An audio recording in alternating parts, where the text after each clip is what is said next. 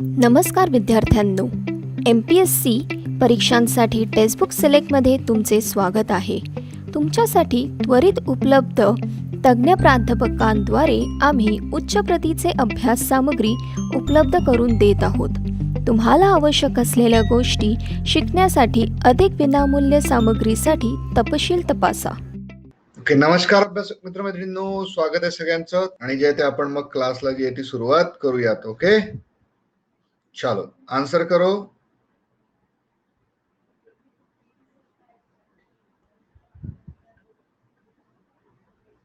चला सगळ्यांनी उत्तर करा पोल मध्ये.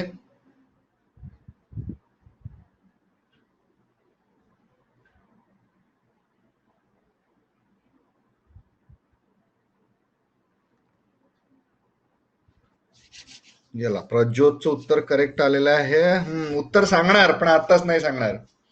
बरं, मला एक अजून प्रश्न तुम्हाला सगळ्यांना असा आहे की रोजच्या चालू घडामोडी करताय की नाही करत आहे. परत मला प्रत्येक वेळी जो आहे तो प्रश्न विचारावा लागतो की रोजच्या चालू घडामोडी तुम्ही करताय की नाही. गुड इव्हनिंग मुकुंद, प्रिया, स्वागत आहे सगळ्यांचं. रोजच्या चालू घडामोडी करून त्याच्या नोट्स बनवणं चालू केलं की नाही केलं रे बाळांनो. नोट्स रेडीमेड नोट्स आहे, डिजिटल प्लॅटफॉर्म आहे, सगळं अवेलेबल आहे. पण तुमच्या स्वतःच्या नोट्स बनवताय की नाही बनवत आहे मला सांगा जरा थोडस. 1 मिनिट मी घेणार त्याच्यामध्ये. आज मला तुमच्याकडून आहे ती गरज आहे, मला माहिती करून घ्यायचं आहे. कारण आपण टार्गेट ओरिएंटेड चाललोय. आपल्याला जे फक्त क्लासेस करायचे नाहीयेत, आपल्याला फक्त परीक्षा द्यायची नाहीये, तर सक्सेस मिळालं पाहिजे. प्रत्येकाची अशी इच्छा असेल की एक अधिकारी तुमच्यामध्ये, मला प्रत्येकामध्ये जो आहे ते एक अधिकारी दिसतो. तर अधिकाऱ्याचं काम कसं असलं पाहिजे, स्ट्रक्चर्ड असलं पाहिजे, सगळं बरोबर असलं पाहिजे. चला सांगा, टाईप करून सांगा, रोजच्या चालू घडामोडी करणं चालू केलंय अथवा नाही केलंय. वेळ महत्वाची आहे, तर या वेळेमध्ये रोजच्या चालू घडामोडी, ऍटलिस्ट महत्वाच्या चालू घडामोडी आणि शॉर्ट नोट्स जे आहेत त्या बनवा. सांगा केलंय का चालू. उत्कल दिवस म्हणजे काय होतो. सो इथे जी आहे ती स्थापना झालेली एका राज्याची 1 एप्रिल 1936 ला वेगळा झाला. उत्कल म्हणजे काय होतं, राष्ट्रगीतामध्ये उत्कल हा शब्द येतो. उत्कल जो आहे तो कोणाशी संबंधित आहे. एक हिंट देतो, नवीन पटनायक जे आहेत तिथले मुख्यमंत्री आहेत. हिंट सांगा आता. उत्कल दिवस म्हणून साजरा होतो. आले ओरिसा किंवा ओडिशा ज्याला आपण म्हणतो. तर ओडिशा राज्याचा स्थापना दिवस म्हणून जो आहे 1 एप्रिल हा दिवस उत्कल दिवस म्हणून जो साजरा होतो. एप्रिल फुल्स डे असतो तो वेगळा, तो परीक्षेमध्ये विचारला जाणार नाही. याला जे आहे ते महत्व आहे. ओडिसा जो आहे हा बंगालमधनं वेगळा निघून जाय, ओडिसा वेगळा प्रांत, आणि त्याची जी आहे ती स्थापना 1 एप्रिल 1936 पासून 1 एप्रिल जो आहे तो उत्कल दिवस म्हणून जो आहे तो साजरा केला जातो. 2 April world autism awareness day. 2008 पासून जो आहे हा साजरा केला जातो. थोड्याशा तुमच्या कमेंट ज्या आहेत त्या मला लेट येतात रे, थोड्याशा लेट येतात. करेक्ट सुमित, योजना correct. World autism awareness day. Autism जो रोग आहे हा ब्रेन सेल्स जे आहेत किंवा ब्रेनचे न्यूरॉन्स आहेत त्याच्यामध्ये डिफेक्ट असलेला जो रोग आहे. त्यामुळे हा दिवस जो आहे वर्ल्ड ऑटिझम अवेअरनेस डे जो आहे म्हणून साजरा केला जातो. तर या दिवशी जे आहे 2008 पासून साजरा केला जातो. डिसेंबर 2007 मध्ये याच्याबद्दलचं डिक्लेरेशन जे आहे ते युनायटेड नेशन्सने दिलं होतं आणि वर्ल्ड ऑटिझम अवेअरनेस डे. आणि यावर्षी वर्कप्लेसच्या संबंधात याची काहीतरी थीम होती, वर्कप्लेसच्या संबंधात थीम होती. तर हा ऑटिझम अवेअरनेस डे. याच दिवशी जे आहे international children books day, international children book day म्हणून साजरा केला जातो. यावर्षीची जी थीम होती 2021 ची, द म्युझिक ऑफ वर्ड्स जी आहे ती याची थीम होती. त्यानंतर 4 April international mining awareness day, खाणकाम जनजागृती दिवस. खाणकाम जनजागृती दिवस का साजरा केला जातो जगभरामध्ये, तर खाणकाम जे आहे हा प्राथमिक व्यवसाय आहे आणि खाणकामामध्ये बऱ्याच अंशी जे आहे ते सुरक्षिततेची काळजी घ्यावी लागते. प्रदूषण होतं, पर्यावरणाचं नुकसान होतं. तर या सगळ्यांच्या बाबतीमध्ये जनजागृती व्हावी म्हणून मायनिंग अवेअरनेस डे जो आहे तो साजरा केला जातो. खाणकाम जो आहे तो महत्वाचा व्यवसाय, कारण की बरीचशी खनिजे जी आहेत ही आपल्याला कुठून मिळतात रे, बरीचशी खनिजे आपल्याला ही जमिनीमधनं जे आहे ते खाणीमधनं मिळतात. 5 एप्रिल नॅशनल मेरीटाईम डे, राष्ट्रीय सागरी दिवस याला म्हटलं जातं. या दिवशी जे आहे भारतामधून पहिली शिप जी आहे, पहिली भारतीय शिप जी आहे ती लंडनसाठी गेलेली होती. 1934-35चा तो काही कालावधी असेल. सस्टेनेबल शिपिंग बियॉन्ड कोविड-19 ही या वर्षीची थीम होती. काय होतं की भारताचा नाही तर जगभराचा खूप सारा व्यापार जो आहे तो समुद्रमार्गे चालतो. आता हे जे मेरीटाईम डे आहे किंवा सागरी प्रवास जो आहे, हा माल वाहतूक जर आपण बघितली तर खूप मोठी माल वाहतूक ही सागरांच्या माध्यमातून होते, महासागरांच्या माध्यमातून होते. तर त्यातून जे नौवहन होतं, हे नौवहन त्याबद्दल अवेअरनेस करण्यासाठी जो आहे हा नॅशनल मेरीटाईम डे, त्यांना थँकफुल किंवा त्यांना एक धन्यवाद देण्यासाठी जो आहे हा दिवस साजरा केला जातो. लक्षात ठेवा, या वर्षीची थीम सस्टेनेबल शिपिंग बियॉन्ड कोविड-19. कोविड-19चा जो प्रादुर्भाव होता याच्यामुळे बऱ्याचशा गोष्टी ज्या आहेत त्या अफेक्ट झाल्या होत्या, पण हा व्यापार जो आहे किंवा हे काम जे आहे ते शिपिंगचं काम थांबलेलं नाहीये. या शिपिंगच्या कामाची जी आहे ती गरज होती. 6 April sports day for development and peace. Sports day for development and peace म्हणजे हा दिवस जो आहे शांतता आणि डेव्हलपमेंटला काय म्हणतो रे आपण मराठीमध्ये, कधी कधी मराठी शब्द आठवत नाहीत. प्रगती आणि शांततेसाठीचा जो आहे हा दिवस साजरा केला जातो. 1986चे जे अथेन्सचे ऑलिम्पिक होते, हे ऑलिम्पिक्स चालू झाले होते 6 एप्रिल पासून. त्यामुळे त्याच्या प्रित्यर्थ जो आहे हा दिवस sports day for development and peace म्हणून जो तो साजरा केला जातो.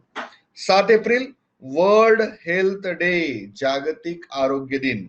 या वर्षीची theme creating fair healthy world. खूप गरजेचं, क्रिएटिंग फेअर हेल्दी वर्ल्ड. जे मागच्या वर्षीपासून झालेलं आहे जगभरामध्ये, म्हणजे वर्ल्ड हेल्थ डे जर आपण बघितलं तर, yes very good, thank you, active आहेत मुलं. वर्ल्ड हेल्थ डे जो आहे, क्रिएटिंग फेअर हेल्दी वर्ल्ड, ही या वर्षीची थीम होती, जी 1950 पासून जी आहे ती आपल्याला हा दिवस जो आहे 1950 पासून साजरा केला जातो. थँक्यू निलेश. लक्षात आलं. मी काय सगळं इरेज करतोय, तुम्ही एक स्क्रीनशॉट जो आहे तो घेऊन ठेवा, म्हणजे काय होईल एकाच ठिकाणी तुमच्याकडे. पण एक काम करायचंय की याचं जे आहे सगळी जशी ही आता ही एक यादी बनवलेली आहे, अशा प्रकारची यादी जी आहे ती तुमच्या नोट्स मध्ये असली पाहिजे. म्हणजे इथे काय झालं, कम्प्लीट वीकचं झालं ना इथे, तर तुमच्याकडे एप्रिल महिना चालू आहे, आता सध्या जून चालू आहे, तर जूनचे जे दिवस, आजचा जे वर्ल्ड ओशियन डे, सगळ्यांच्या लक्षात असेल, जर रोजच्या चालू घडामोडी करत असाल तर वर्ल्ड ओशियन डे जो आहे आजचा साजरा केला जातो. तर ही जी एक लिस्ट असेल ना, काय होईल तुमच्याकडे बेनिफिट, उद्या जाऊन तुम्ही परीक्षेला जेव्हा जाताय तर रिव्हिजन जी आहे ती फास्ट होईल आणि सर्व डेटा तुम्हाला एका ठिकाणी मिळेल. वेगवेगळी मासिकं चाळायची गरज तुम्हाला पडणार नाही. कारण करंट अफेअर्स, माझंच नाही, प्रत्येकाचं असं म्हणणं आहे की करंट अफेअर जो आहे तो सर्वात वास्ट विषय. कुठलं करंट अफेअर्स महत्वाचं आहे, तुम्ही 4 लोकांकडनं करंट अफेअर्स घेणार तर 4 ठिकाणाहून तुम्हाला जे आहे ते 4 ठिकाणावर जे आहे ते वेगवेगळी माहिती मिळेल. सो ज्ञान जे आहे, ज्ञान सागर जो आहे तो खूप मोठा आहे, पण तुमच्याकडे जर संकलित माहिती असेल, मायक्रो माहिती असेल, so you can through out it. Okay, चलो. क्लिअर नाही दिसत? बाकीच्यांना पण प्रॉब्लेम आहे का रे बाळांनो? चला, स्क्रीनशॉट घेतला असेल तर मी जे आहे ते आता पुढे जातो. स्क्रीनशॉट घ्या. Within 2 second I am going to move. 51वा दादासाहेब फाळके पुरस्कार, तलैवा रजनीकांत यांना जे आहे या पुरस्काराचं डिक्लेरेशन जे आहे ते करण्यात आलं. लेजेंडरी ऍक्टर रजनीकांत यांना जे आहे 51वा दादासाहेब फाळके पुरस्कार जो आहे तो अनाऊन्स करण्यात आलाय. आणि प्रकाश जावडेकर, केंद्रीय मंत्री प्रकाश जावडेकर यांनी याबद्दलची जी आहे ती घोषणा केलेली होती. तर दाक्षिणात्य चित्रपट सृष्टीमध्ये जे आहे त्यांचा जो एक रोल आहे तो खूप महत्वाचा आहे. दाक्षिणात्यच नाही तर हिंदी चित्रपट सृष्टीमध्ये सुद्धा जे आहे त्यांचं कार्य जे महत्वाचं आहे, त्यांचं मोलाचं योगदान म्हणून त्यांना भारतीय चित्रपट सृष्टीचा सर्वात मोठा किंवा सर्वोच्च पुरस्कार जो समजला जातो तो म्हणजे दादासाहेब फाळके पुरस्कार. National award is one of the, तो दरवर्षी मिळणारा मोठा पुरस्कार आहे, पण दादासाहेब फाळके जो आहे हा पुरस्कार चित्रपट महर्षी किंवा भारतीय चित्रपट सृष्टीचे जनक दादासाहेब फाळके यांच्या नावाने हा पुरस्कार दिला जातो. हा जो 51वा पुरस्कार, आणि एक बाब लक्षात घ्या, 2021चा नाही, 2021चा नाही, दिस is for 2019. Union Minister tweeted saying that Dadasaheb Phalke Award for 2019 will be awarded to one of the greatest actor of history of Indian cinema, Mr. Rajinikanth. आता यावर्षी जे हा जो पुरस्कार आहे यासाठी ज्युरी बसते. ज्युरी काय करते, ज्युरी जे आहे ते वेगवेगळ्या नावांवरती विचार करते आणि त्यामध्ये जो आहे यावर्षीच्या ज्युरीमध्ये मल्याळम सुपरस्टार मोहनलाल, मूर्तिमंत पार्श्वगायिका असं म्हटलं म्हणजे आशा भोसले जे आहेत ज्यांना यावर्षीचा महाराष्ट्र भूषण पुरस्कार मिळालाय, यस शिवाजी गायकवाड जे त्यांचं नाव आहे, निर्माता दिग्दर्शक सुभाष घई, संगीतकार शंकर महादेवन आणि विश्वजीत चटर्जी या लोकांची ज्युरी होती. या लोकांची जी आहे ती निवड समिती होती आणि त्यांनी रजनीकांत यांच्या नावावरती जे आहे ते शिक्कामोर्तब करून त्यांना हा अवॉर्ड जो आहे तो डिक्लेअर केलाय. मागच्या वर्षीचा 2018चा सगळ्यांना माहिती आहे कोणाला मिळालेला आहे, कमेंटमध्ये लिहा. तोपर्यंत मी माझं पुढचं चालू करतो. 2018चा जो आहे तो कोणाला मिळालाय, 50वा होता तो, 50वा दादासाहेब फाळके पुरस्कार. Dadasaheb Phalke international film festival awards are different, त्याच्याबद्दल पण आपण मागे माहिती घेतली होती. जसं लक्ष्मीसाठी जे आहे अक्षय कुमारला बेस्ट ऍक्टरचा अवॉर्ड मिळाला होता. छपाकसाठी ती काय तुमची आवडती दीपिकाला जो आहे तो बेस्ट ऍक्ट्रेसचा अवॉर्ड, आणि तानाजी चित्रपटासाठी जो आहे तानाजी चित्रपटाला सर्वोत्कृष्ट चित्रपटाचा अवॉर्ड जो आहे तो मिळाला होता. That is different. Dadasaheb Phalke international film festival award, this is the Dadasaheb Phalke राष्ट्रीय पुरस्कार किंवा दादासाहेब फाळके अवॉर्ड याला जे आहे ते म्हटलं जातं. Yes, very good Rita, thank you very much. Everyone should note this. हा जो आहे तो नोट करून ठेवा. अमिताभ बच्चन आणि त्यांच्याबद्दलचा जो आहे ना दादासाहेब फाळके पुरस्कार 50वा, खूप साऱ्या परीक्षांमध्ये प्रश्न येऊन गेलेला आहे. खूप साऱ्या राज्यसेवेचा विचार करू नका, पण बाकीच्या परीक्षांमध्ये सुद्धा जो आहे तो येऊन गेलाय. रजनीकांत यांच्याबद्दल सांगायचं झालं तर त्यांनी 1975 पासून जे आहे ते चित्रपट सृष्टीमध्ये काम करणं चालू केलं. त्यांनी तमिळ सिनेमामध्ये के बालचंदर यांच्या अपूर्व रंगारल या चित्रपटामध्ये काम केलं आणि त्यांना जे आहे ते तलैवा असं म्हटलं जातं. किंग ऑफ हार्ट, काय आता ते तलैवाचा शब्द तोच होता वाटतं. 1995 मध्ये बादशाह त्यांचा जो चित्रपट होता तर त्याला जे आहे ते खूप मोठं सक्सेस मिळालं होतं. नंतर त्याच्यावरती तो रिमेक पण बनलाय, त्या भाषावरचा रिमेक जो हिंदी चित्रपटामध्ये बनला होता, सनी देओलचा कुठला तरी चित्रपट होता तो. चला ठीक आहे. तिथे जे आहे अतिशय पूजनीय असं रजनीकांत यांना मानलं जातं. आता एक अजून याच्यामध्ये नोंद करून ठेवा, त्यांनी जे राजकीय पक्ष सुद्धा स्थापन केलेला आहे. तर त्यांच्या राजकीय पक्षाचं नाव काढून ठेवा. 2017च्या की 2018 मध्ये जो आहे त्यांनी केला होता, तर त्या राजकीय पक्षाचं नाव जे आहे तुम्ही काढून ठेवा. काय आहे त्या राजकीय पक्षाचं? तामिळनाडूमध्ये राजकीय पक्ष त्यांचा आहे. यावेळेस मला नाही वाटतं त्याने निवडणूक लढवली होती म्हणून. 2007 मध्ये त्यांचा एक चित्रपट आला होता, शिवाजी द बॉस. याने जे आहे ते 100 कोटी जे आहे ते कमवले होते. तिसरा भारतीय चित्रपट होता ज्याने 100 कोटीची कमाई यावेळी केली होती. आणि त्यांना जे 2000 साली पद्मभूषण आणि 2016 मध्ये पद्मविभूषण या पुरस्कारांनी सुद्धा जे ते सन्मानित करण्यात आलेलं आहे. तर ही जी आहे एक महत्वाची माहिती रजनीकांत यांच्याबद्दल. दादासाहेब फाळके पुरस्कार हा भारतीय चित्रपट सृष्टीमधला सर्वोच्च सन्मान आहे. माहिती आणि प्रसारण मंत्रालयाच्या अंतर्गत आणि film festival directorate of film festival यांच्या वतीने जो आहे हा पुरस्कार. अच्छा, तलैवा मीन्स बॉस. Okay, thank you. तर हा जो आहे भारतीय केंद्रीय माहिती आणि प्रसारण मंत्रालयाच्या अंतर्गत जो आहे हा पुरस्कार दिला जातो. सगळ्यात पहिला अभिनेत्री देविका राणी यांना मिळालाय. अमिताभ बच्चन यांना मागच्या वर्षी, त्याच्यानंतर जो आहे विनोद खन्ना त्याच्या आधी, चित्रपट निर्माते के विश्वनाथ, मनोज कुमार अशा सर्व व्यक्तींना जो आहे पुरस्कार मिळाला. दिलीप कुमार यांना सुद्धा मिळालेला आहे. राज कपूर यांना.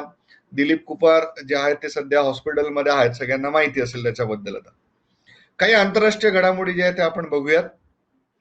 थोडं मी फास्ट घेणार आहे, थोडंसं फास्ट मी घेतोय कारण की आपल्याकडे वेळ जो आहे तो मॅनेज करायचा आहे, मेंटेन करायचा आहे. थोडंसं सुरुवातीचा वेळ आपला गेलेला आहे, चालू होत नव्हता क्लास. ऍक्च्युली पावसाळी वातावरण आहे, काय कशामुळे माहित नाही.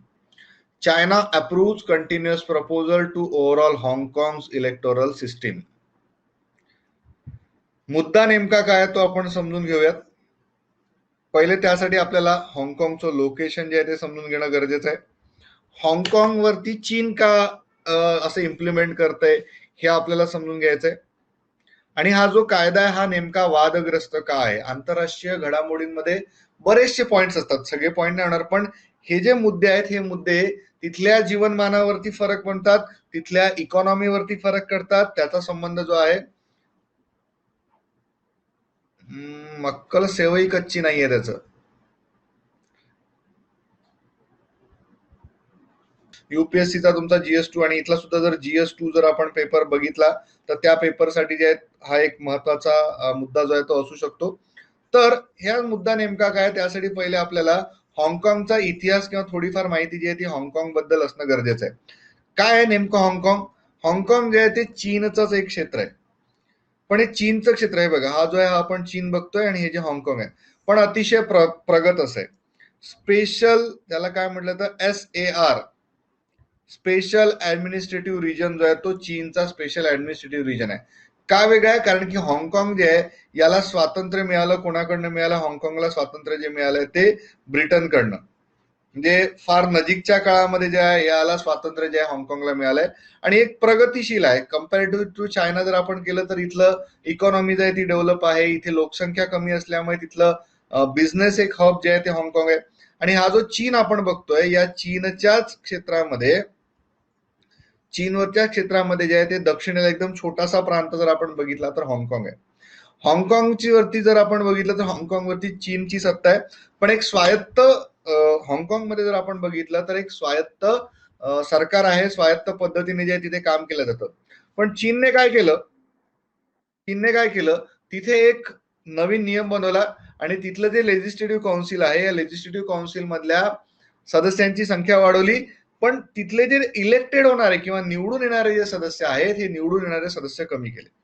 म्हणजे जे ऍक्च्युअल रिप्रेझेंटेशन मिळणार होतं ते ऍक्च्युअल रिप्रेझेंटेशन तिथल्या लोकांना कमी मिळालं आणि मग त्यांच्यावरती आधिपत्य कोणाचं राहणार? चायनीज काँग्रेसचं. चायनीज काँग्रेस म्हटलं चायनीज चीनची जी संसद आहे त्यांचं जे आहे आधिपत्य जे आहे त्यांच्यावरती राहणार आहे. The major changes were first announced earlier in March 21 at the annual session of National People's Congress in Beijing. National People's Congress जे आहे तिथून जे आलं होतं when they then passed 30th March by 167 members of National People's Congress Standing Committee. यामुळे काय झालं, तिथले जे 40 रिप्रेझेंटेटिव्ह होती त्याच्यावर त्यांनी संख्या वाढवली. ठीक आहे, 70 वरून जे आहे ते 90 झाली आणि काय झालं, तिथले जे रिप्रेझेंटेटिव्ह आहे त्यांच्यावरती कंट्रोल जे राहणार आहे ते कोणाचं राहणार आहे? चीनचं. ऍक्च्युअल चीन गव्हर्नमेंटचं जे आहे ते असणार आहे. ठीक आहे, तर मग म्हणजे त्यांची स्वायत्तता जे आहे ते हिरावून घेण्यासारखं काम जे आहे ते झालेलं आहे. त्यामुळे हाँगकाँगचे जे आहे वोटिंग जे होणार आहे, हाँगकाँगचे लोक जे मेंबर्स निवडून येणार आहेत, काय झालं, under the new proposal Hongkongers will now only able to directly vote for 20 representatives, while the size of legislative council will expand it to 90 from 70. It automatically reduces the share of elected representatives. म्हणजे झालं काय, लोकनियुक्त सदस्य जर आपण बघितले तर लोकनियुक्त सदस्यांची संख्या कमी झाली. म्हणजे तुमचं रिप्रेझेंटेशन करणारे जे लोक आहेत, तुम्ही जेव्हा तिथे लोकशाही असं म्हणता तर तुमचं रिप्रेझेंटेशन करणारे लोक झाले, तुम्ही मायनॉरिटी मध्ये आले तर तुमचे मुद्दे उचलल्या जाणार आहे का, व्यवस्थितरित्या सॉल्व्ह होणार आहे का, असं जे आहे तिथल्या लोकांवरती जे आहे ते एक प्रभाव जो आपण म्हणू शकतो तो केला जातोय. त्यामुळे तिथे हाँगकाँग मध्ये जो आहे बराचसा वादंग जो आहे तो झाला होता. पण चीनने जे आहे, चीनने काय केलंय, यावरती जे आहे ते शिक्कामोर्तब केलेलं आहे आणि हे तिथे इम्प्लिमेंट जे आहे ते झालेलं आहे. तर याच्याबद्दल पुढचे काही अपडेट्स जसे येतील तसं मी जे आहे ते तुम्हाला सांगेल त्याच्याबद्दल. तर हा एक महत्वाचा आंतरराष्ट्रीय मुद्दा जो आहे या कालावधीमधला आहे. कम्युनिस्ट राष्ट्र आहे, जसं आपल्याला माहिती आहे चीन जे आहे लोकशाही आहे पण कम्युनिस्ट राष्ट्र आहे, समाजवादी धोरण आहे. दुसरं एक समाजवादी म्हणणारं राष्ट्र रशिया. ओळखता का रे यांना?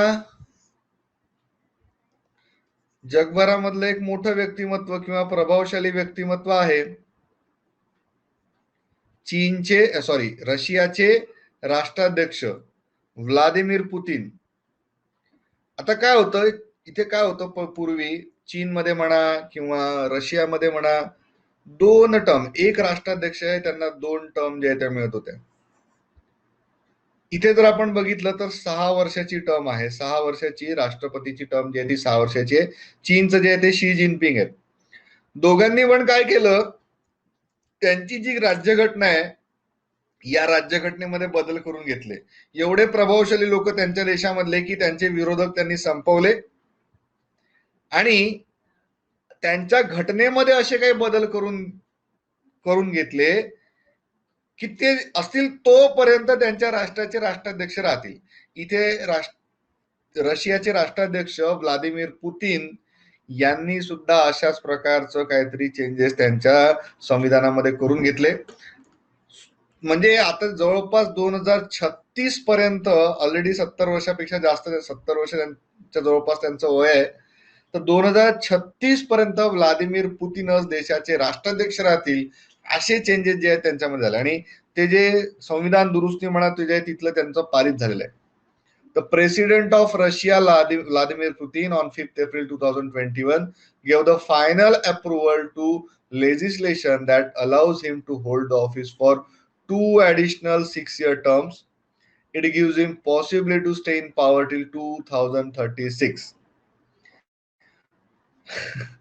बघा, म्हणजे 6 वर्षाच्या अजून 2 टर्म जे आहेत त्यांना मिळू शकतात. टर्म जे आहे ते चालू आहे. तर तिथे जे आहे त्यांनी चेंजेस केले आणि he will become the president for life. President for life जे आहे ते बनू शकतात.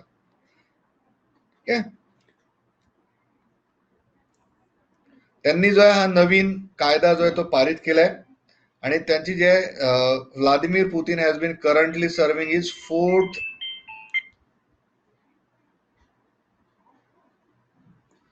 फोर्थ प्रेसिडेन्शियल टर्म, 4थी टर्म ऑलरेडी आहे. ही जी आहे त्यांची टर्म 2024 मध्ये संपणार आहे. 2018 मध्ये जे आहे ते परत निवडून आले होते. 2024 पर्यंत टर्म आहे आणि त्याच्यानंतरच्या सुद्धा ज्या आहेत 2 टर्म ज्या आहेत त्या घेऊ शकतात. ठीक आहे. तर ही जी आहे चेंजेस त्यांनी त्यांच्या संविधानामध्ये केलेले आहेत.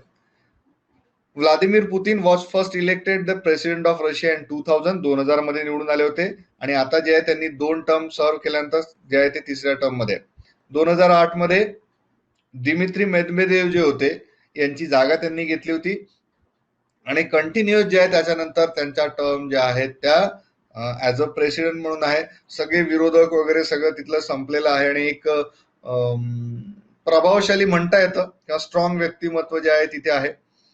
त्याच्यामुळे बरेचसे निर्णय जे त्यांनी घेतलेले आहे. रशियाचं ज्यावेळी विघटन झालं होतं, सोव्हिएत रशिया USSR जेव्हा होता, तर USSRच्या विघटनानंतर बरीचशी परिस्थिती जी आहे ती USSRची खालावली होती. पण नंतर यांच्या कालावधीमध्ये जे आहे व्लादिमीर पुतीन ज्यावेळी प्रेसिडेंट बनले, बोरिस येल्सिन वगैरे त्यांच्यानंतर जे आहे, तर रशियाची परिस्थिती जी आहे ती बऱ्या अंशी सुधारली होती. खूप मोठी काही इकॉनॉमी नाही. एक बाब लक्षात घ्या, असं वाटतं की रशिया जो आहे तो खूप मोठा इकॉनॉमी आहे जगभरामधली. नाही, अमेरिकेच्या मॅसेच्युसेट्स जे स्टेट आहे त्याच्या इकॉनॉमीपेक्षा सुद्धा कमी इकॉनॉमी जी आहे, इकॉनॉमिकल जर आपण बघितलं तर रशियाचा आहे. फक्त फिजिकल एरिया जो आहे हा फिजिकल एरिया खूप जास्त आहे, पण रिसोर्सेस जे आहेत ते नाही आहेत. जवळपास जास्तीत जास्त भूभाग जो आहे तो बर्फाच्छादित आहे. शिवाय त्यांचे बरेचसे निर्णय जे त्यांचे चुकले, जसा जो अलास्काचा प्रांत आहे त्यांच्याकडे होता, एजंट होते, तिथली जी एजन्सी आहे त्याच्यामध्ये ते एजंट होतेच आणि त्याच माध्यमातून जे त्यांनी ही पुढची त्यांची राजकीय कारकीर्द जी आहे ती घडवली आहे. तर रशिया जो होता, रशियाचं सोव्हिएत रशिया जो होता, ज्यावेळी कम्युनिस्टांनी पूर्णपणे एक सगळ्या राष्ट्रांचा संघ बनवला होता, पण USSR तुटल्यानंतर, आफ्टर कोल्ड वॉर USSR तुटल्यानंतर जे आहे रशियाची हालत तेवढी काही व्यवस्थित नव्हती. त्यांचा एक प्रमुख व्यवसाय जो आहे तो म्हणजे तेल उत्पादन. पण आता अमेरिकेने सुद्धा जे ते काय केलं, तेल उत्पादनामध्ये अमेरिका जे आहे ते वर्चस्व घेत आहे.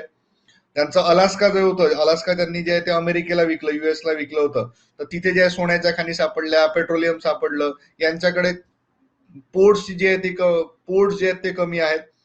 तर पण त्यांनी टेक्नॉलॉजीमध्ये जे आहे त्यावेळी स्पेस टेक्नॉलॉजी वगैरे मध्ये जे आहे त्यावेळी बरंचसं वर्चस्व निर्माण केलं होतं. पण इकॉनॉमी जे आहे इट इज नॉट, ही जी इकॉनॉमी आहे रशियाची इकॉनॉमी जी आहे तिला प्रगत इकॉनॉमी म्हटल्या जात नाही, तर तिला जे आहे ते प्रगतीशील. आणि आपल्या सर्व रहिवाशांना जे आहे ही आरोग्य विमा देणारं पहिलं राज्य जे आहे ते ठरलंय ते म्हणजे राजस्थान. 5 लाख रुपयांचा आरोग्य विमा, ज्याला गरज पडेल त्याच्या माध्यमातून मग काय करता येईल त्यांना, ह्याचा आरोग्य विमा वापरून जे आहे हेल्थ मेडिक्लेम पॉलिसी ज्याला आपण म्हणतो, तर हे मेडिक्लेम पॉलिसीचा उपयोग जो आहे तो करता येणार आहे. Under the latest scheme, each family of the state will give an annual health insurance cover of ₹5 lakh. 3G एक कॅशलेस मेडिक्लेम योजना जी त्यांनी सुरू केली आहे आणि त्या योजनेला नाव दिलेलं आहे चिरंजीवी आरोग्य विमा योजना. भारतामधली जी आहे ही कुठली योजना आहे? भारत सरकारने अशाच प्रकारची जी आहे ती कुठली योजना राबवली आहे ती सांगा. इंडियन गव्हर्नमेंटची कुठली आहे? G8 मधून बाहेर काढले ना त्यांना. G8 मध्ये होता, G8 मधून बाहेर काढलेला आहे. G8 मधून बाहेर काढण्याचं कारण असं की जो क्रेमलिन प्रांत होता त्याच्यावरती ज्यांनी हल्ला जो केला होता त्यामुळे त्यांना जे आहे ते G8 मधून बाहेर काढलं आहे. इकॉनॉमी चांगली आहे but it is not developed economy. Okay, चला. चिरंजीवी आरोग्य विमा यासाठी जी आहे ती नोंदणी त्यांनी चालू केली आहे. भारत सरकारची कुठली योजना आहे सांगा. महाराष्ट्रामध्ये कुठली योजना चालू आहे ते सुद्धा सांगा. भारत सरकारची कुठली आणि महाराष्ट्रामधली कुठली. नवीनतम आरोग्य योजनेअंतर्गत प्रत्येक कुटुंबाला वार्षिक 5 लाख म्हणजे 5 लाख रुपये नेऊन देणार नाहीत ही बाब लक्षात घ्या. 5 लाख रुपयाचा आरोग्य विमा जो आहे त्याच्या माध्यमातून मिळणार आहे. जेव्हा केव्हा गरज पडेल ते so the family will get 5 lakh rupees annually. 5 lakh rupees पर्यंत जे आहे त्यांचे उपचार जे आहे ती केले जाणार आहे. अशोक गेहलोत जे आहेत तिथले मुख्यमंत्री आहेत आणि ही जी आहे कॅशलेस उपचारांसाठी नोंदणी त्यांनी चालू केली आहे. भारतामधली कुठली आणि महाराष्ट्रामधली कुठली? येस, PMJAY प्रधानमंत्री जन आरोग्य योजना. भारतामध्ये पंतप्रधान नरेंद्र मोदी यांच्यासाठी त्याला काय म्हटलं जातं? AB PMJAY. आणि महाराष्ट्रामधली महात्मा फुले आरोग्य योजना ही महाराष्ट्रामध्ये राबवण्यात आली. चिरंजीवी हेल्थ इन्शुरन्स स्कीम असं याला म्हटलं जातं. आणि त्यांनी जे या वर्षीचं जे बजेट आहे 2021-22चं जे बजेट आहे या बजेटमध्ये यासाठी निधी आवंटित केलाय. आता हे 5 लाख रुपये द्यायचे म्हटलं म्हणजे काय 5 लाख रुपये काही गव्हर्नमेंट देणार नाहीये. यासाठी काय केलं ही जर आपण बघितलं एक थोडासा बॅकग्राऊंड मध्ये विचार केला तर नेमकं याच्यामध्ये काय होतं. So if every family is insured, प्रत्येक परिवार जर इन्शुअर केलाय तर यासाठी जे इन्शुअर काय गव्हर्नमेंट इन्शुरन्स देणार नाही. हे कोण देतील? ज्या इन्शुरन्स कंपनीज असतील या इन्शुरन्स कंपनी देतील. आता इन्शुरन्स कंपनी ज्या आहेत त्या काय फुकट देणार आहे का सगळं? नाही ना. त्या काय करतील? त्यासाठी जे आहेत त्या प्रीमियम घेतील. मग हे प्रीमियम जे आहे समजा हे पॉलिसी आहे प्रत्येक कुटुंबाचं समजा 1000 रुपयांनी त्यांनी काढलं. एक आपण अंदाज घेतो 1000 रुपये प्रत्येक कुटुंबाचे भरण्यात आले. 1000 रुपये प्रीमियम जो आहे भरला तर यातलं जे काही शेअर त्या फॅमिलीला भरावं लागेल, काही शेअर गव्हर्नमेंट भरेल. प्रत्येकच कुटुंबाला गरज पडेल असं नाही ना. जर आपण राज्यामध्ये बघितले समजा 50,000 किंवा 1 लाख कुटुंब आहेत. 1 लाख कुटुंब असले तर या 1 लाख कुटुंबांचे जे आहे ते हजार रुपये प्रीमियम जर बघितला तर बघा कोट्यावधी रुपये जमा होतात आणि त्यातले द्यावे किती लागणार आहे. So this is one of the business policy जे आहे. पण प्रत्येक जण त्या करणार नाही. जर गव्हर्नमेंटने कंपल्सरी केलं, गव्हर्नमेंटने याच्यामध्ये इंटरव्हेन्शन केलं तर काय होतंय त्या दृष्टिकोनातून सगळे जे आहेत ते अवेअर होतील आणि त्याचा फायदा ज्यावेळी गरज आहे त्यावेळी सगळ्यांना याचा फायदा जो आहे तो मिळू शकतो. त्यामुळे या हेल्थ इन्शुरन्स पॉलिसीज आहेत या एक महत्वाचा आणि गव्हर्नमेंटने याच्या संदर्भात ज्या त्या स्कीम्स चालू केल्या. So will go with our next question. Ladakh ignited minds प्रकल्पाबाबत योग्य विधान ओळखा. हा प्रकल्प मनुष्यबळ विकास मंत्रालयाने सुरू केला. या प्रकल्पात 45 मुले आणि 20 मुलींना JEE नीट साठी प्रशिक्षण देण्यात येणार आहे. लडाखच्या तरुणांना शैक्षणिक संधी उपलब्ध करून देऊन त्यांना चांगलं भविष्य प्रदान करणं हे या प्रकल्पाचं उद्दिष्ट आहे. ऑप्शन्स आहेत फक्त 1, 2, फक्त 3 की सर्व. चलो now your answer in the poll. थोडस जरा जे आहे प्रश्न आला की जरा थोडं बरं पडतं. तर ही जी एक महत्वाची योजना आहे.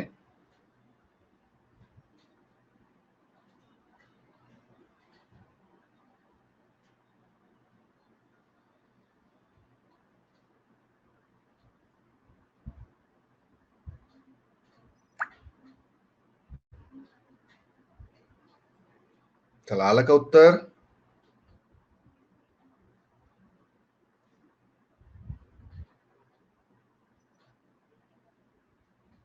चलो देखते हैं इसका करेक्ट आंसर क्या है. ओके ओके ठीक है काय होतं.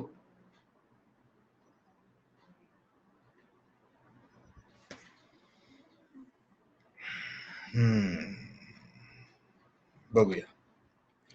इग्नायटेड माइंड्स पुस्तक कोणाचं होतं तरी? इग्नायटेड माइंड्स नाव सांगा बरं. इग्नायटेड माइंड्स कोणाच्या पुस्तकाचं नाव आहे? इग्नायटेड माइंड्स या प्रश्नाचं करेक्ट आन्सर जे आहे ते म्हणजे ऑप्शन नंबर 3, फक्त 3. हे जे आहे लडाखच्या तरुणांना शैक्षणिक संधी उपलब्ध करून त्यांचं भविष्य प्रदान करणं हे या प्रकल्पाचं उद्दिष्ट आहे. मनुष्यबळ विकास मंत्रालयाने तर कोणी केलंय? Indian army. इंडियन आर्मीचं हे एक उद्दिष्ट आहे. Ladakh ignited minds, Indian army, भारतीय आर्मीने केलेला आहे. तर इथल्या विद्यार्थ्यांना शैक्षणिक संधी उपलब्ध व्हावी म्हणून भारतीय लष्कराने हा प्रकल्प चालू केलाय. कारगिल मधल्या लेह जिल्ह्यामधील एकूण 45 विद्यार्थ्यांना जो आहे हा मिळणार आहे. एकूण 45 विद्यार्थ्यांना जे आहे ते दिलं जाणार. म्हणजे ते 45 मुली आणि 20 मुली म्हटलंय ना, तर 45 बोल नाही आला. ओके, ठीक आहे. Yes, correct. Sumit, Priya, correct.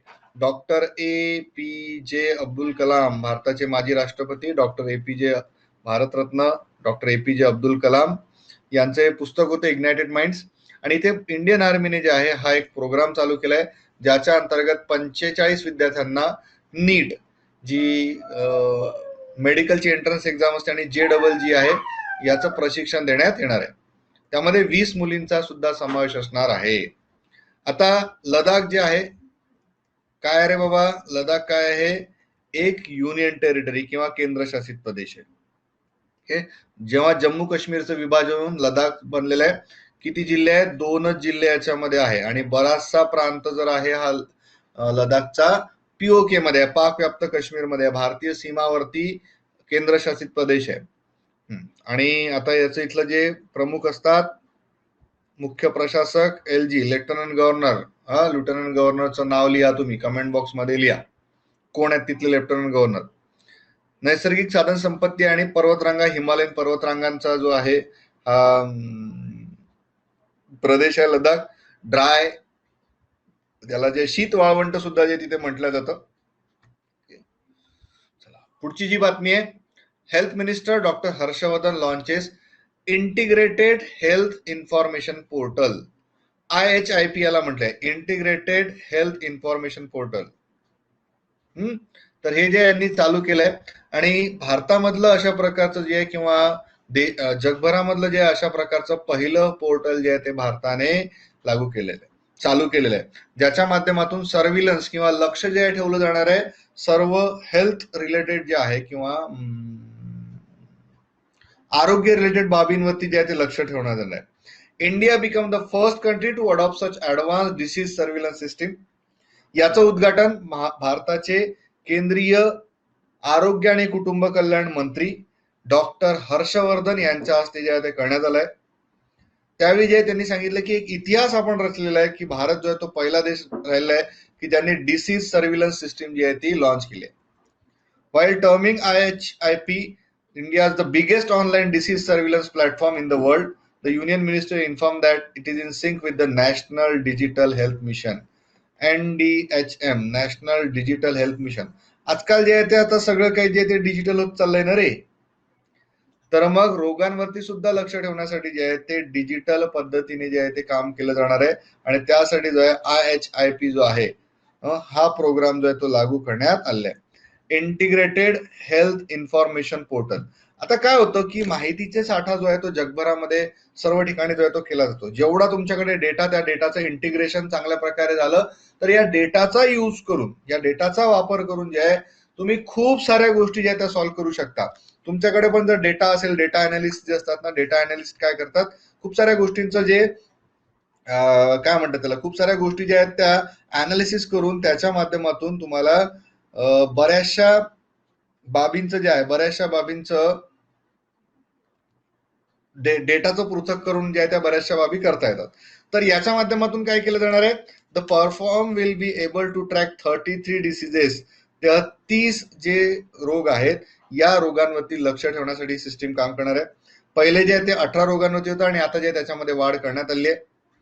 आणि याच्यामुळे काय झालं, सगळं काही जे आहे ते डिजिटल मोड मध्ये अवेलेबल असेल आहे, removing the paper mode of working. ठीक आहे, तर ही जी आहे ही एक व्यवस्था, सर्व्हिलन्स प्रोग्राम जो आहे तो भारतामध्ये राबवला जातोय. आणि भारताचे केंद्रीय आरोग्य आणि कुटुंब कल्याण मंत्री डॉक्टर हर्षवर्धन जे आहे यांच्या माध्यमातून ही राबवण्यात आली आहे. पाकिस्तानच्या संदर्भातील बातमी, पाकिस्तानने भारताकडून कापूस आणि साखरेच्या आयातीला मंजुरी दिली. बाबा रे, असं का झालं? सगळ्यात पहिला मुद्दा याच्यामध्ये समजून घ्यायचा आहे. तो मुद्दा असा की पाकिस्तानने जे आहे ना भारतावरती बंधनं घातली होती. पाकिस्तानने भारतावरती बंधनं का घातली होती आठवतं का? आर्टिकल 370 ज्यावेळी रद्द झालं होतं तर त्यांनी म्हटलं होतं, पाकिस्तानने म्हटलं होतं की भारत जो आहे हा काश्मीरी जनतेवरती जो आहे तो अन्याय करतोय. आम्ही जर भारतासोबत व्यापार कंटिन्यू सगळं चालू ठेवलं तर हा भारतीय जनतेवरती किंवा काश्मीरी जनतेवरती जो आहे तो अन्याय असेल. काश्मीरी जनतेवरती अन्याय असेल, त्यामुळे जे आम्ही भारतासोबत व्यापार वगैरे कंटिन्यू करू शकत नाही. उरी हल्ला ज्यावेळी झाला होता, जो हल्ला भारतामध्ये झाला होता, तर त्यावेळी जे भारताने प्रिफर्ड पार्टनर म्हणून जो आहे पाकिस्तानचा दर्जा जो आहे काढून टाकला होता. भारताचं शेजारी राष्ट्र आहे. खूप मोठा व्यापार जो आहे तो पाकिस्तान सोबत भारताचा चालतो. इम्पोर्ट कमी आहे भारताचा, एक्सपोर्ट जरा जास्त आहे. कम्पेअर्ड टू चायना जर बघितलं तर भारताचा चायनाला एक्सपोर्ट कमी आहे, इम्पोर्ट जास्त आहे. चीनचे आणि पाकिस्तानचे संबंध जे आहे ते चांगले आहेत. बरं असो, आता हे असताना जे काय झालं म्हणजे एक पूर्ण बॅकग्राऊंड पासून आपल्याला माहिती असणं गरजेचं आहे. प्रिफर्ड पार्टनरचा दर्जा होता. पाकिस्तानला जो आहे चांगला दर्जा शेजारी राष्ट्र एक इनिशिएटिव्ह म्हणून, कशाचं मैत्रीचं इनिशिएटिव्ह म्हणून भारताने हे केलं होतं. पण पाकिस्तानचे जे हल्ले वगैरे झाले, आतंकवादी हल्ले, जो सीआरपीएफचे जवान आपल्या इथले ठार झाले होते, त्यावेळी ज्या भारताने हा प्रिफर्ड पार्टनरचा दर्जा जो काढून टाकला होता. मग आता पीओके मध्ये पण पाकिस्तान जे आहे ते काही ना काही करत असतं. त्याला भारत विरोध दर्शवतो आणि जो काश्मीर आपल्याकडे आहे त्याला पाकिस्तानमध्ये आयओके असं म्हटलं जातं. इंडियन ऑक्युपाइड काश्मीर असं ते लोक म्हणतात, पाकिस्तानी लोक म्हणतात.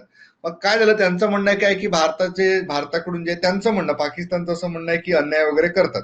आणि हे 370 काढल्यामुळे तिथल्या काश्मीरी लोकांवरती जे आहे भारताने जे आहे तो अन्याय केलाय, त्यांचे हक्क जे हिरावून घेतले. आम्ही आता तुमच्यासोबत जे आहे हा व्यापार करणार नाही. त्यांनी काय केलं होतं की व्यापार करणार नाही तर ठीक आहे, भारत पण काय म्हणणार, आयात नाही करायचं तर नका करू बाबा, आम्ही पण तुम्हाला काही एक्सपोर्ट करणार नाही, तुमच्याकडनं काही इम्पोर्ट करणार नाही. पण पाकिस्तानने जे आहे हा व्यापार जो बंद करण्यात आला होता त्याला परत सुरू करण्याची परवानगी पाकिस्तानने दिली. कापूस आणि साखरेच्या आयातीला त्यांनी परवानगी दिली. भारत जो आहे तो कापूस उत्पादनामध्ये सर्वात मोठं जे आहे प्रथम स्थानी आहे जगभरामध्ये, आणि साखर उत्पादनामध्ये दुसऱ्या क्रमांकावरती आहे. जगभरामध्ये कोण आहे रे बाबा पहिल्या क्रमांकावरती कोण आहे साखर उत्पादनामध्ये? सर्वात जास्त साखर उत्पादन, first country, which is the first rank country साखर उत्पादनामध्ये. चला टाईप करून टाका आणि मला आठवण द्या, नाही तर मी सांगतो तुम्हाला माहित नसेल तर. हो, आलं. पहिल्या प्रश्नाचं उत्तर इथे आलं ज्यावेळी आपण क्लास जॉईन केला होता आणि एक प्रश्न आपण घेतला होता, आठवतोय का रे? रशियाने जनावरांसाठी विकसित केलेल्या कोविड-19च्या लसीचं नाव काय? स्पुटनिक स्पिक्स, Sputnik 5, CoronaVac COV, CarniVac COV. तर या प्रश्नाचा करेक्ट आन्सर आहे कार्निवॅक सीओव्ही. तर जनावरांसाठी जी आहे ही पहिली लस कोणी तयार केलेली आहे? रशियाने तयार केलेली आहे.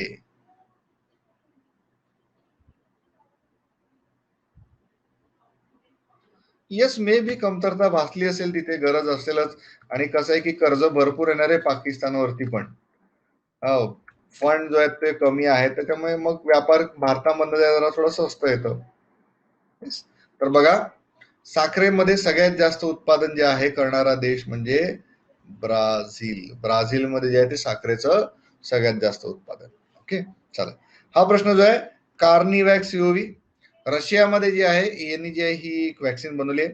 आता रशियामध्ये जी आहे ती सिंगल डोस वॅक्सिन सुद्धा जी आहे ती बनते. स्पुटनिक 5 जी आहे हिला जी आहे ती जगातली पहिली कोरोना वॅक्सिन म्हटलं जातं. आणि भारताने सुद्धा जे आता स्पुटनिक 5चं इम्प्लिमेंटेशन जे आहे ते चालू केलंय. बरं, जून महिना आला आणि या जून महिन्यामध्ये जे ही भारतामध्ये सुद्धा चालू झाली. आणि कालचीच न्यूज होती, काल मी मला वाटतं कव्हर पण केली होती की सिरम इन्स्टिट्यूट ऑफ इंडियाला जी आहे ती स्पुटनिक 5 लस तयार करण्याची परवानगी भारतामध्ये डीजीएमआय कडून जी आहे ती मिळालेली आहे. ठीक आहे, चला पुढची बातमी रशियाच्याच बद्दल. रशियाने जगातला सगळ्यात मोठा वॉटर न्यूट्रिनो टेलिस्कोप जो आहे हा ठेवलेला आहे आणि बैकल सीव्हीडी याचं नाव ठेवलंय. सायबेरिया मधलं एक खोल असं हे आहे सायबेरिया प्रांत आहे आणि या सायबेरिया प्रांतामध्ये खोल सरोवर आहे. तर त्याच्यानंतर त्याच्या अंतर्गत जे जीवीडी नावाचा हा टेलिस्कोप, न्यूट्रिनो टेलिस्कोप जो आहे तो त्यांनी बसवलेला आहे. न्यूट्रिनो टेलिस्कोप म्हणजे काय, विश्व विश्व किंवा रेडिओ वेव्ह जे आहेत, खूप साऱ्या वेगवेगळ्या प्रकारच्या रेडिओ वेव्ह या कलेक्ट करण्याचं काम जे आहे या न्यूट्रिनो टेलिस्कोपच्या माध्यमातून केलं जातं. आणि हा जो जगातला सगळ्यात मोठा अंडर वॉटर न्यूट्रिनो टेलिस्कोप आहे.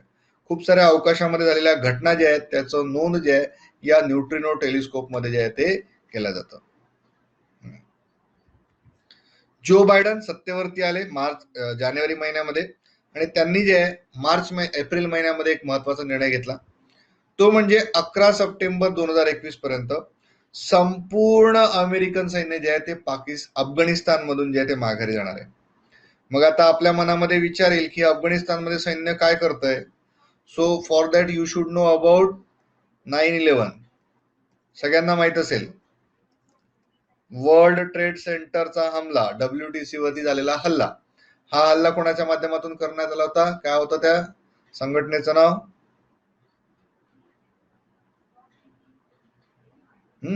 आणि जो ओसामा होता तिथे, ओसामाची जी संघटना आहे, या ओसामा बिन लादेन जो आहे, या ओसामा बिन लादेनच्या संघटनेने हा हल्ला जो आहे तो केला होता.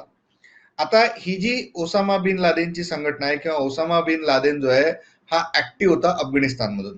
अफगाणिस्तान मधली एक संघटना होती ती म्हणजे तालिबान. तालिबान म्हणजे काय होतं, ग्रुप ऑफ स्टुडंट्सचा ग्रुप म्हटलं जातं ऍक्च्युली. तालिबानचा अर्थ तो होतो. पण अफगाणिस्तान जो आहे ना तो फार पूर्वीपासून जो आहे अशाच याच्यामध्ये राहिलेला आहे. इंग्रज होते, इंग्रजांच्या काळामध्ये सुद्धा, आणि त्याच्यानंतर सारखं इंग्रज अफगाणिस्तान जिंकायचे, इंग्रज तिथनं जिंकून आले, परत आले की परत त्या अफगाणिस्तानमध्ये बंड, तिथे तिथले जे अधिकारी ठेवले त्यांची कत्तल, आणि चला परत अफगाणिस्तान त्यांच्या ताब्यामध्ये. असं सारखं सारखं सारखं त्या अफगाणिस्तानमध्ये व्हायचं. त्यानंतर जे दुसऱ्या महायुद्धाच्या कालामध्ये सुद्धा जे अफगाणिस्तान जो आहे तो भारतामध्ये येण्याचा, पाकिस्तानमध्ये येण्याचा एक महत्वाचा मार्ग. त्यामुळे प्रत्येकाला जे ते अफगाणिस्तानवरती कब्जा पाहिजे होता. USSR किंवा रशिया जे आहे, म्हणजे काय त्याचं बॅकग्राऊंड आहे, तालिबान उभं राहण्याच्या मागचं बॅकग्राऊंड थोडंसं माहिती असणं गरजेचं आहे. काय करायचं, प्रत्येकाला त्या अफगाणिस्तानवरती कब्जा पाहिजे. मग काय करायचं, रशियाने काय केलं, रशिया तिथे जे हल्ला करायचा आणि रशियाच्या विरुद्ध लढण्यासाठी जे आहे ही एक तालिबानची संघटना उभी करण्यात आली. त्यांना शस्त्रास्त्र वगैरे पुरवण्याचं काम जे आहे ते कोल्ड वॉरच्या पिरियडमध्ये झालं. पण ही जी संघटना आहे, ही तालिबानची संघटना जी आहे ती नंतर एक पूर्णपणे जे आहे एक धार्मिक रंग जो आहे तिला प्राप्त झाला आणि अमेरिकेच्याच विरुद्ध जे आहे त्यांचं काम करणं चालू झालं. मग या तालिबान्यांनी जे आहे बऱ्याचशा आतंकवाद्यांना जे आहे ते तिथे शरण दिली, आतंकवादी कॅम्प चालले, आणि जो 9/11चा जो आहे वर्ल्ड टेररिस्ट अटॅक जो आहे तो त्याच्यामध्ये झाला. मग आता हे जे सगळं जे अल कायदाचं काम जे होतं, अल कायदाचं जे काम चालू होतं, या अल कायदाच्या कामामुळे तिथे जो आहे संचार होता. मग या अल कायदाचा नष्ट करण्यासाठी जे आहे ते अमेरिका, नॉट ओनली अमेरिका पण नाटो बद्दल तुम्हाला माहिती असेल, अल कायदा नाटो जो आहे, या नाटोच्या संघटनांचं जर आपण बघितलं तर नाटोच्या फौजा ज्या आहेत त्या अमेरिकेमध्ये त्या अफगाणिस्तानच्या भूमीवरती उतरल्या आणि तालिबानचा खात्मा करण्याचा त्यांनी जो आहे तो प्रयत्न चालू केला. सगळं काही 2011 पासून जे आहे, 2001 पासून जे आहे तिथे संघटना होत्या आणि काम चालू होतं. मग तिथे डेव्हलपमेंटचं काम नंतर करण्यात आलं. यावर्षी जर आपण बघितलं तर यावर्षी तालिबान संघटनांसोबत जे आहे, म्हणजे जे ओल्ड तालिबान होते ते संपले आणि आता ज्या तालिबान संघटना आहे त्यांच्यासोबत अमेरिकेने करार केला, शांततेचा करार केला. आणि अमेरिकेने आता असा निर्णय घेतला की आता आम्ही तिथे पैसा खर्च करणार नाही, आम्ही जे आता तिथलं जे सरकारच्या हातामध्ये पूर्णपणे सोपवून देऊ आणि आमच्या फौजा या वर्षी सप्टेंबर पर्यंत जे आहे 11 सप्टेंबर पर्यंत आहे संपूर्ण आम्ही हटवणार. मग याच्यामुळे जगभरामध्ये जे आहे ते बरीचशी चर्चा सुद्धा चालू झाली की अमेरिकेने आपल्या फौजा हटवल्या तर मग पाकिस्तानवरती सध्या जे काही नियंत्रण आहे ते हटेल का, तिथे परत जे आहे ते मिलिटंट्स ज्याला आपण आतंकवादी म्हणतो ते तळ स्थापन होतील का, याबद्दलच्या चर्चा चालू आहे. आणि बाकी सुद्धा देश जे आहे नाटोचे जे आहे, नॉर्थ अटलांटिक ट्रिटी ऑर्गनायझेशन ज्याला आपण म्हणतो, जे अमेरिका प्लस 27 देशांची संघटना आहे, तर यांनी सुद्धा जे आहे ते आपले सैन्य तिथून हटवलंय. आता नाटो म्हणजे काय होतं, नॉर्थ अटलांटिक ट्रिटी ऑर्गनायझेशन काय करतं, अमेरिका प्लस 27 जे देश आहेत, तर ही काय करते,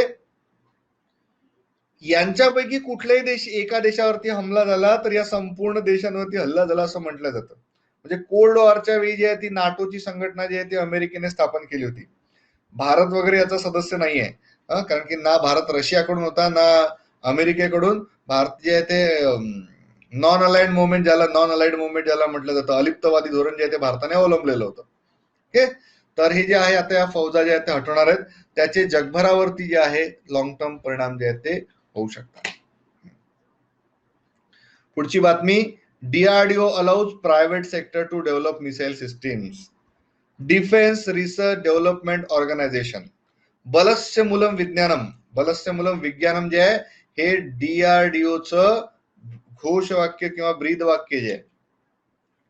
तर यांनी काय केलंय डीआरडीओनी, आता प्रायव्हेट सेक्टरला सुद्धा जे आहे मिसाईल किंवा क्षेपणास्त्रांच्या ज्या क्षेपणास्त्र जे आहेत त्याचं डेव्हलपमेंट करण्याची परवानगी दिली आहे. आता होतं काय रे बाळांनो, संरक्षण क्षेत्र म्हटलं तर कसं आहे, संरक्षण क्षेत्र कसं आहे, जरा थोडं नाजूक क्षेत्र आहे, देशाच्या संरक्षणाचा भाग आहे आणि खूप साऱ्या सिक्रेट बाबी तिथे असतात. प्रायव्हेट सेक्टरमध्ये गेल्यामुळे त्या लीक होण्याची संभावना असते. पण बाहेरचं टॅलेंट जे आहे, फक्त काही गव्हर्नमेंटच किंवा याच बाबी तिथे न करता बाकीचं सुद्धा टॅलेंट जे आहे ते अक्वायर होणं गरजेचं आहे. प्रत्येक जण जे आहे ते गव्हर्नमेंट सेक्टरमध्ये सामावून घेतल्या जाऊ शकत नाही. मग अशा वेळी बाहेरची चांगली टेक्नॉलॉजी भारतामध्ये सुद्धा टेक्नॉलॉजी डेव्हलप व्हावी यासाठी जे आहे डीआरडीओने काय केलंय, DRDO has inform that private has been allowed to co develop missile systems with them and then also produce them under the development come production partner. म्हणजे फक्त डेव्हलपच करायचं नाही तर त्याचं मॅन्युफॅक्चरिंग सुद्धा करायचं, या दृष्टिकोनातून डीआरडीओने पुढचे पावलं जे आहे ते उचलले. The first missile program opened in the private sector under DCPP program includes the vertical launch short range surface to air missile system. Vertical launch surface short range surface to air missile VLSRSAM या प्रोग्रामच्या अंतर्गत जे आहे हे जे जमिनीवरून हवेत मारा करणारे छोट्या पल्ल्याचे जे आहेत ते क्षेपणास्त्र जे आहेत ते विकसित केले जाणार आहेत. ओके, तर ही जी आहे एक महत्वाची आणि याचे ट्रायल सुद्धा घेतले जाणार आहेत, जेणेकरून भारताचा जो मिसाईल प्रोग्राम आहे हा मिसाईल प्रोग्राम जो आहे तो चांगल्या प्रकारे काम करेल. मिसाईल मॅन कोणाला म्हटलं जातं, आजच त्यांच्याबद्दल आपण चर्चा केली, doctor APJ Abdul Kalam, missile man of India. एक कमेंट बॉक्स मध्ये लिहा सध्याचे डीआरडीओ चे अध्यक्ष कोण आहेत, डीआरडीओ प्रमुख कोण आहेत सध्या. हे महत्वाचं आहे, कधी कधी विचारलं जाऊ शकतं आणि त्यांना जे आहे डीआरडीओ चे जे प्रमुख आहेत त्यांना करंट मध्येच न्यूज होती, काय देण्यात आलं रे, मानद फेलोशिप जी आहे ब्रिटिश अकॅडमीची जी आहे ब्रिटन मधली जी कुठली तरी एक संघटना आहे त्याच्यामध्ये मानद फेलोशिप जी आहे त्यांना देण्यात आली होती. नाव लिहा त्यांचं.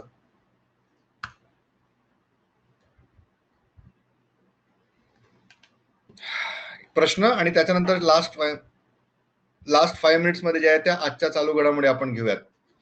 सध्या चीनचं झुरॉंग हे पहिलं मंगळवार उतरण्याच्या तयारीमध्ये उतरले. या बाबतीमध्ये योग्य विधान किंवा विधाने ओळखा. मंगळावर सॉफ्ट लँडिंग करणारा चीन हा अमेरिका व भारत यांच्यानंतरचा तिसरा देश आहे. मंगळ मोहीम यशस्वी करणारा भारत पहिला आशियाई देश आहे. आतापर्यंत केवळ 4च देश किंवा संस्थांनी मंगळ मोहिमा यशस्वी केलेल्या आहेत. तर याच्यापैकी जे आहे ते तुम्हाला करेक्ट आन्सर जे आहे ते लिहायचं आहे.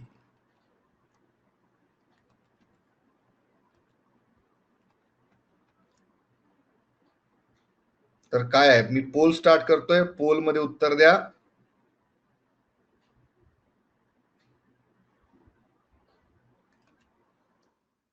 मला पोल थोडासा चालू करायला ठेवतोय. येस, मिळाला, पोल मिळाला. पोल मध्ये उत्तर द्या.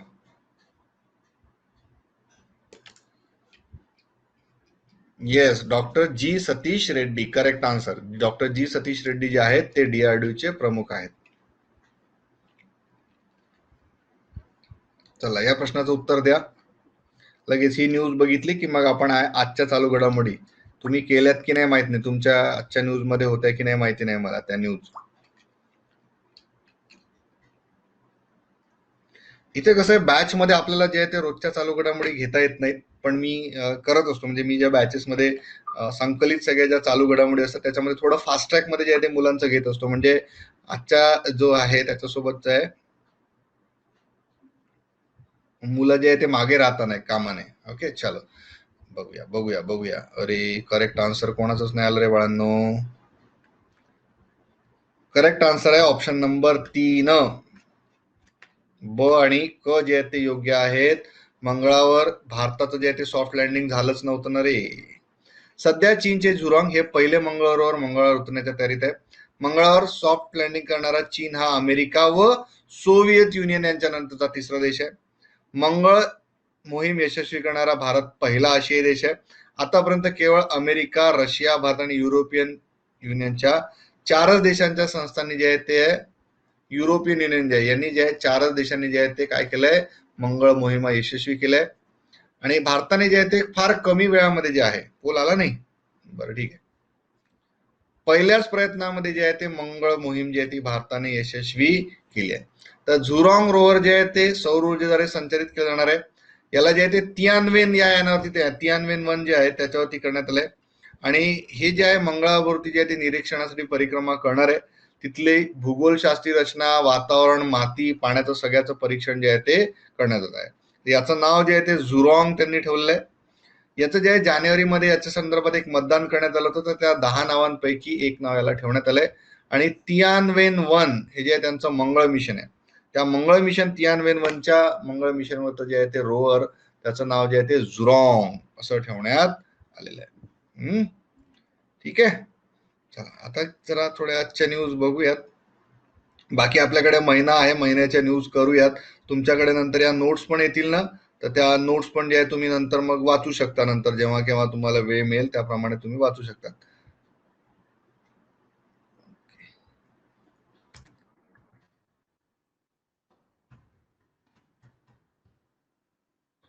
आजचं बघा, इस्रो कडून 3 प्रकारची श्वसन यंत्र जे आहे ती तयार करण्यात आली आहे.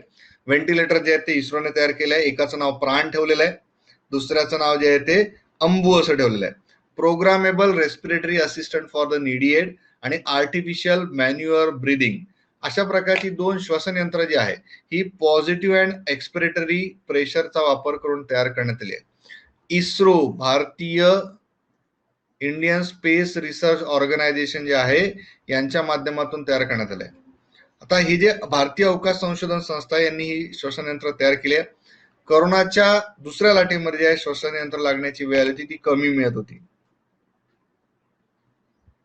SPL correct.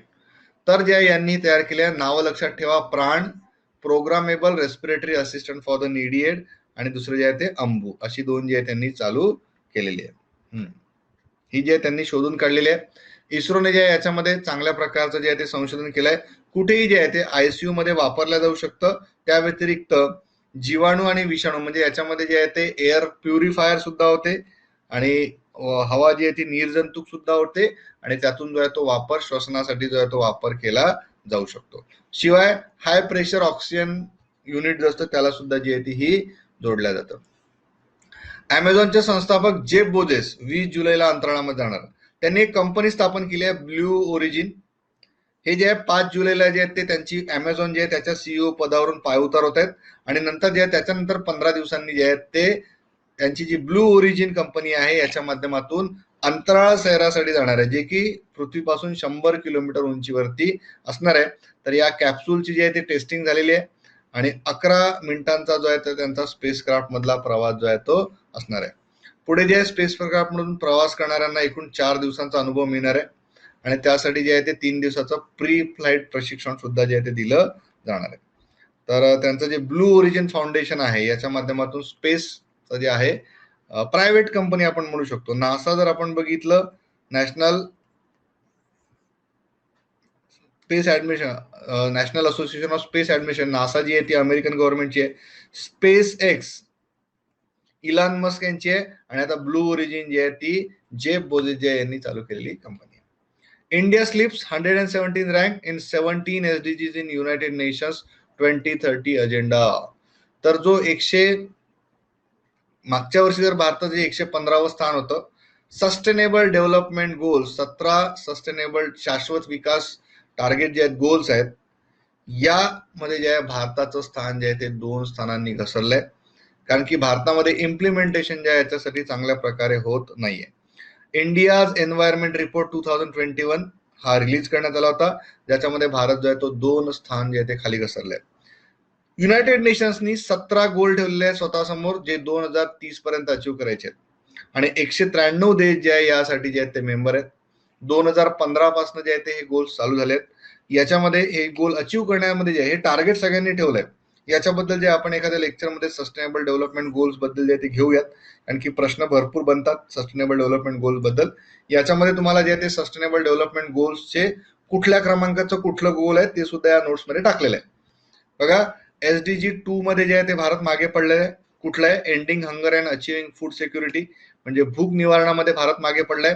Achieving gender quality index मध्ये सुद्धा जो आहे भारत मागे आहे. 156 पैकी 140वा रँक जो आहे तो भारताचा यावर्षी जेंडर इनइक्वॅलिटी इंडेक्स मध्ये.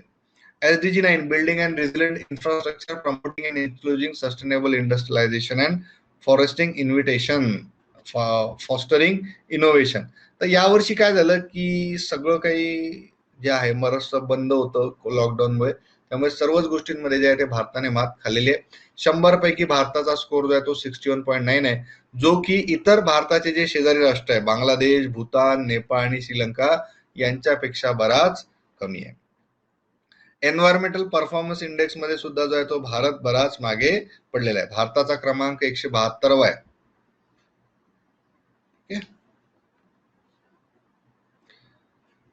ओके, ठीक आहे. सगळं जवळपास तुम्हाला मी सांगितलेलं आहे. आणि हे जे 17 सस्टेनेबल डेव्हलपमेंट गोल्स आहेत याची लिस्ट सुद्धा जी आहे ती तुम्हाला याच्यामध्ये मिळणार आहे, जे की युनायटेड नेशन्सने ठरवलंय की 2030 पर्यंत हे सगळे गोल जे आहेत ते जगाला अचीव्ह करायचे आहेत.